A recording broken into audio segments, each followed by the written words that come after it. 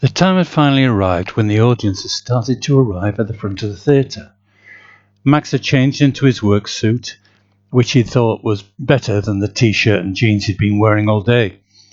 John too had dressed in a sharp suit with a gold waistcoat. Kurt had refused to change, making the excuse that he didn't have a suit, and anyway, he wanted to be at the back of the stage where no one could see him. Max left John in a bad mood. He was going to spend the evening at the front of the theatre, helping the volunteers welcome the guests. He had studied the seating plan enough to at least be able to show people where to sit, or which staircase to take up to the higher galleries. The theatre was beginning to fill quickly. The wide marble entrance of the opera house was full of people trying to find a place for their coats. It was cold outside, and everyone was arriving in thick coats that they wanted to leave behind in the cloakroom. Max moved among the crowd, trying to help people who were looking at their tickets and wondering where to go.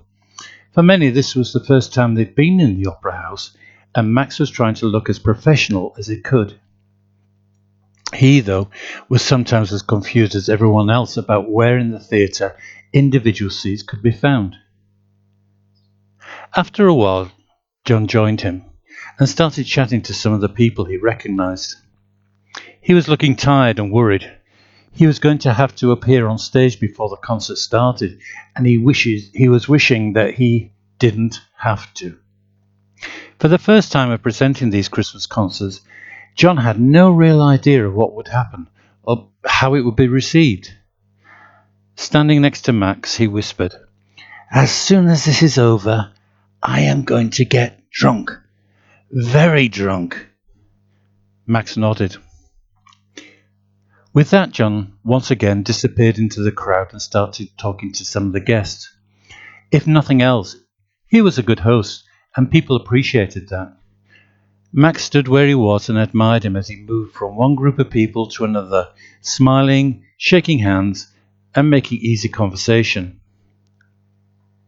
As time passed, the last of the audience came in, left their coats, and finally made their way to their seats. Max now stood in an empty reception area and looked around him. There were still one or two volunteers who were collecting the tickets together and tidying up around them. Now sure that his job was done and that he wasn't needed anymore, he made his way to the ground level stalls in the auditorium and stood behind the audience at the back. He wanted to see for himself what all their hard work had achieved.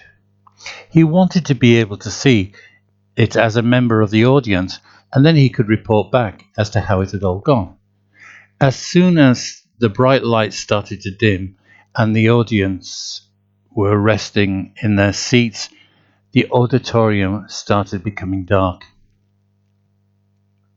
Max held his breath as the musicians started to play. "Here we go," he thought to himself. The red theatre curtain was still in place. As Max stood at the back of the audience, he could hear the people around him talking and shuffling in their seats. He wanted to tell them to be quiet, but then thought better of it. As soon as they were watching the red curtain, it started to rise slowly above the stage. The stage itself was in darkness. Max was feeling nervous. What had they arranged? He was hoping that the stage manager had been true to his word and that he had arranged for the stage to at least be properly lit. Everything else was up to John and the choir.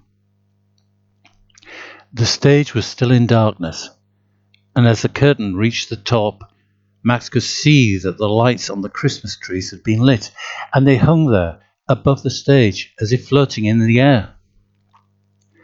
Next, the stage lights started. The side stage pieces, left over from the previous opera production, were lit and glowed eerily at the side of the stage. He could just about see the figure of the choir standing in their places on stage. Then the audience gasped. The back of the stage suddenly lit up with a bright red, orange and yellow sunset, which filled the stage with a light. Behind the choir, the sunset looked like a fire raging in the sky. This was another gift from the Don Giovanni production. Finally, the stage lit up, covered in a white, bright light, which showed the full choir standing to attention on the stage. The men were in the middle, dressed in black suits and white shirts. The women were all dressed in white blouses and long black dresses.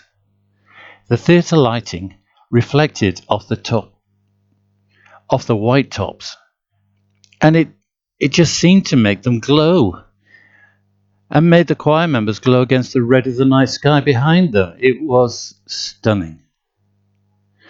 Finally, the lights came up at the front of the stage, showing the musicians who were already assembled in their places. After a few seconds, the side doors of the theatre opened, left and right. The school children then marched into the auditorium and one by one mounted the short steps up to the temporary stage in front of the main choir. They were all dressed identically in rose-coloured t-shirts and black skirts for the girls and black shorts for the boys. They made their way onto the stage and took their places. Finally, the guest soprano made her way onto the stage, dressed in a full operatic dress and wig. She looked magnificent, and every inch an operatic diva. She took a seat that was waiting for her at the side of the musicians. She waved gently at the audience, who had now broken into applause. Max stood at the back and couldn't believe what he was seeing. Around him, the audience were gasping, and one or two of them started clapping. As the full theatre lighting came up, one light caught a figure standing at the side of the choir. With extreme confidence and a smile across his face, John walked out onto the stage and stood proudly in front of the choir. Lit by a strong light, he stood there for a few seconds, looking around the full house. Max could feel his eyes starting to water. He gulped. Here was John, his friend, his new friend, standing on the stage of the opera house as he had always dreamed of doing. After the applause had died down, he spoke in a loud and strong voice. Ladies and gentlemen, welcome. Welcome to our Christmas concert, he said, opening his arms and looking up at the audience. The applause rose, and for once John stood there saying nothing and looking around at all the people who had come to see his choir. His choir. For Max, this was his first time in an opera house, and he was determined to look around. He stood for a few minutes at the back of the audience and watched the performance. He had heard all the music before during the weekly rehearsals, but now, in a real theatre, the sound was so much better.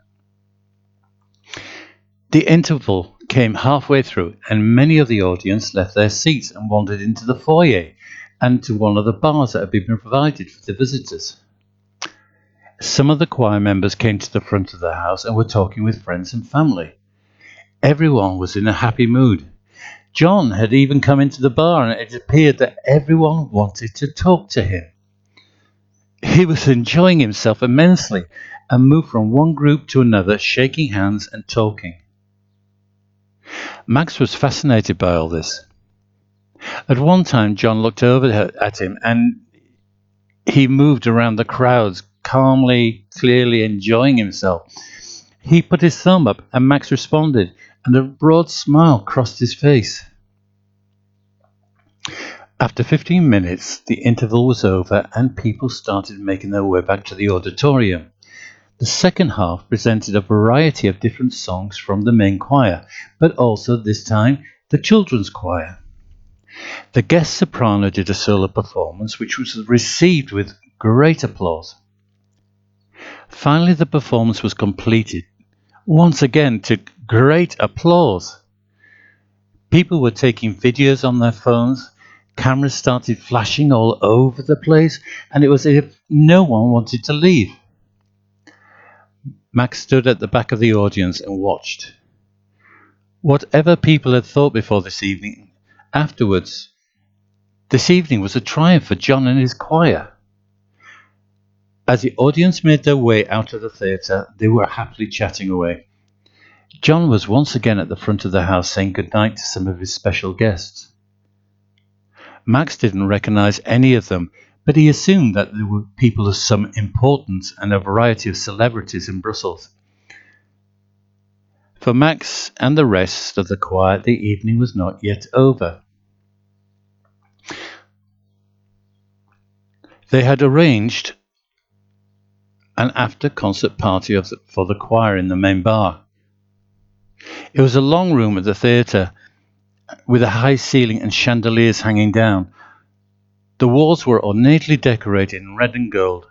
Large mirrors between the mirror windows gave the impression of the room being much larger than it was. At the far end was a makeshift bar.